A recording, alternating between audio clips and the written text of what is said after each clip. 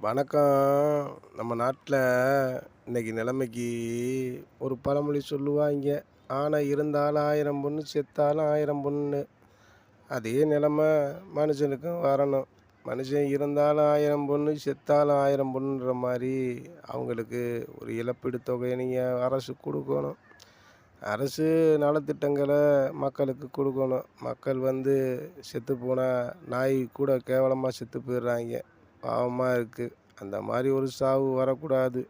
செத்தாலும் அவன் காசுலயே சாகுற மாரி அரசு அவனுக்கு சலுகைய குடுத்துறணும். அந்த மாரி சலுகைய குடுத்தா, அவன் ஒரு நிம்மதியா அவன் குடும்பமும் ஒரு நிம்மதியாயிரும். இருந்தாலும் 1000 பொண்ணு, செத்தாலும் 1000 பொண்ணுன்ன மாரி இருந்தாலும் நம்மளுக்கு காசு தான், செத்தாலும் நம்மளுக்கு காசு தாண்டான்ட்டு மக்கள் ஒரு விழிப்புணர்வா ஆயிருவாய்ங்க. அவிங்க கொஞ்சம் சந்தோஷமும் படுவாய்ங்க.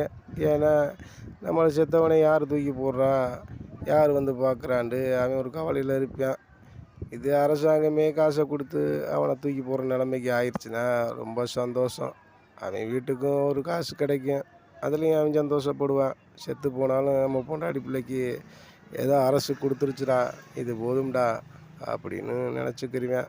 இன்னைக்கு இப்படித்தான் மனுஷங்க வாழணும். எங்கே வாழ வைக்கிறீங்க?